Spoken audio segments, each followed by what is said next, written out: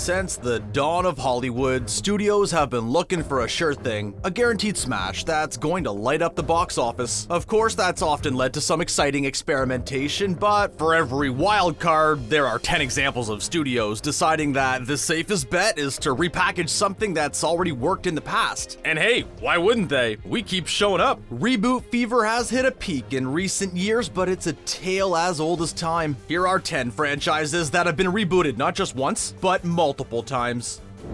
If you include the 1977 made-for-TV Spider-Man movie, there have been 4 live-action cinematic incarnations of everyone's favorite web-slinger, and if you include animated versions, that number keeps on climbing. As one of the most consistently popular comic book characters of all time, it's not surprising that Hollywood has given us a whole bunch of Spider-Man movies. But the frequency with which he's been rebooted is enough to give you whiplash. Between 2002 and 2021, we've seen Sam Raimi's iconic take starring Tobey Maguire, a less successful reboot directed by Mark Webb and starring Andrew Garfield, and the fully MCU-integrated Tom Holland version, whose 3rd solo movie is incoming. 3 Spider-Men across 11 movies in less than 20 years. That's a lot. And yet, the box office receipts speak for themselves. Rest assured, when we're all sitting around in the old folks' home, the youths will be going crazy for the latest Spider-Man reboot starring the kids from Stranger Things or something.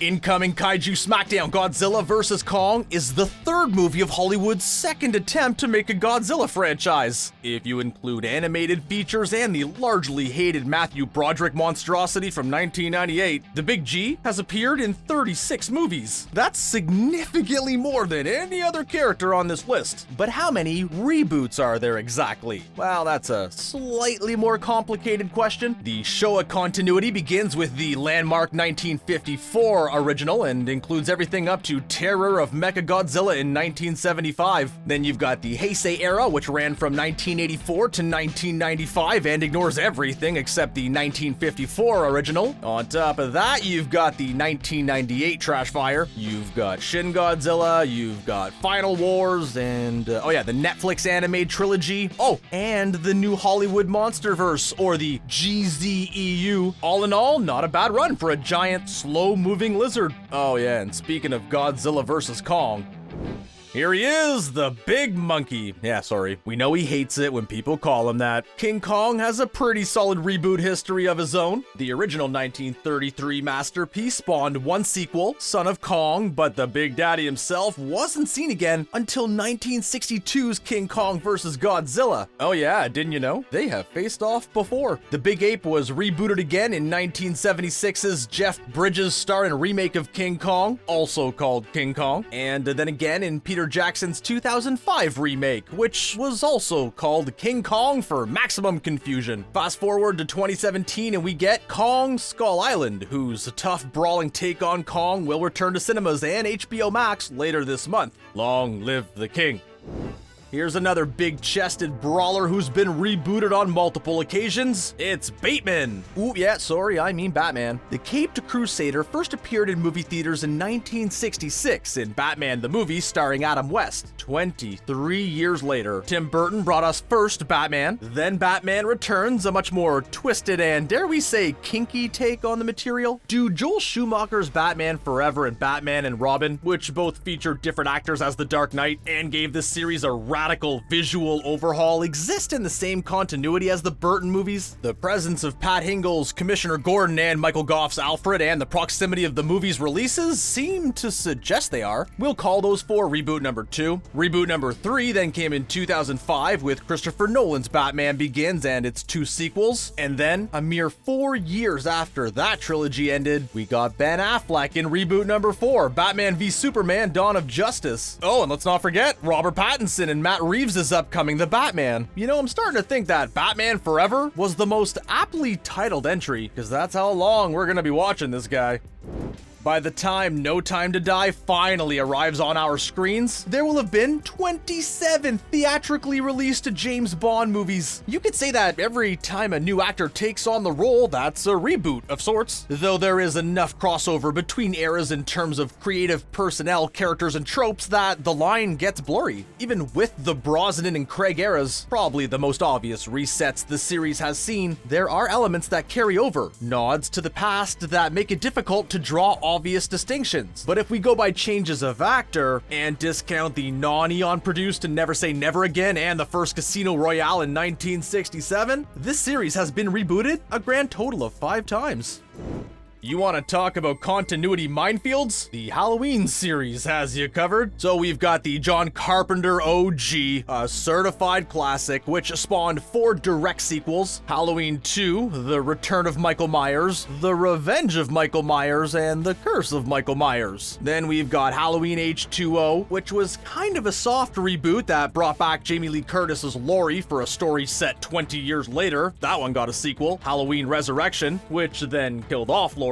Then you've got Rob Zombie's 2007 remake of Halloween, also called Halloween, and its sequel, Halloween 2. Then you've got Halloween again, bringing back Jamie Lee Curtis as an older version of Laurie, but not the older version we saw in Halloween H2O, because obviously she died in Halloween Resurrection.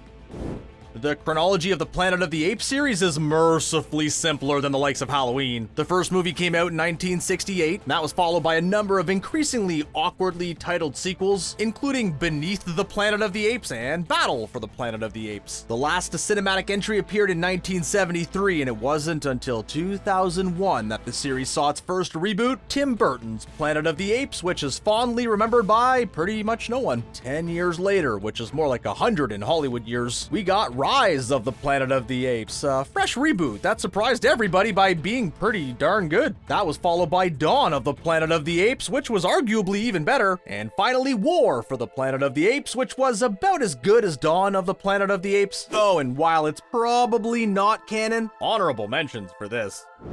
Considering there have only been 4 Ghostbuster movies, one of which hasn't even come out yet, there's more torturous back and forth than you might expect. Luckily, we do not have time to get into the actual behind-the-scenes development shenanigans, which is an hour-long video essay by itself. Technically, 2016's Ghostbusters Answer the Call was a reboot in a new continuity, though there were enough cameos and nods to the first 2 movies to make viewers wonder whether it was that cut and dry. Then there's the forthcoming Ghostbusters Afterlife, which is a kind of second reboot that also happens to be a sequel to the originals, and will apparently ignore the events of the 2016 movie. We know movie making is a complex business, but how hard can it be to make a movie about some funny people searching for ghosts? And where does this fit in? Jack Ryan might not be the name on every moviegoer's lips, but author Tom Clancy's most famous character has been on and off our screens since 1990. And if you include John Krasinski's current small screen incarnation, the CIA analyst has been played by 5 different actors. On the silver screen, Alec Baldwin played Ryan once, in John McTiernan's The Hunt for Red October, co-starring Sean Connery as a Russian submarine commander with Sean Connery's accent, of course. The role then went to Harrison Ford, who took Ryan in a more action-heavy direction in Patriot Games and Clear and Present Danger. Fast forward to 2002 and we get The Sum of All Fears, reboot number 3, starring Ben Affleck as a younger Ryan. Despite the movie's financial success, it didn't spawn any direct sequels. The character would not appear again until 2014's Jack Ryan Shadow Recruit, reboot number 4, which starred Chris Pine as an even younger Ryan. What's next? Jack Ryan, high school senior? Jack Ryan, kindergarten conspiracy. Actually, you know what? Let's not give them any ideas. Questions of continuity, canon, or basic plot logic kind of go out the window where time travel's involved, making this final entry a tricky one. The Terminator series. It's like a snake eating its own tail, except sometimes there's another snake that's also eating the first snake's tail, and nobody's really sure where the second snake's tail is. The point is, while you can loosely call the first 3 Terminator movies a trilogy, the 4th, 5th, and 6th ones are more problematic. Salvation is set in the future, so it's arguably a sequel, but there are enough personnel and story changes to call it a reboot. Terminator Genesis is kinda like what would happen if you took too much acid and then watched all of the previous Terminator movies at once. And then Terminator Dark Fate. It's a sort of soft reboot and semi-sequel, ignoring everything after T2. Who knew that robot gets sent back in time to kill a person could spiral into something so confusing? Of course, we're just scratching the surface here. Since you started watching this video, Hollywood's probably announced 100 more reboots. In fact, I've just been informed that the big dogs at ScreenRant have commissioned a reboot of this video. And because you watched this video, see how you got no one to blame but yourselves. The nice lady who paid us in advance before she became a dog.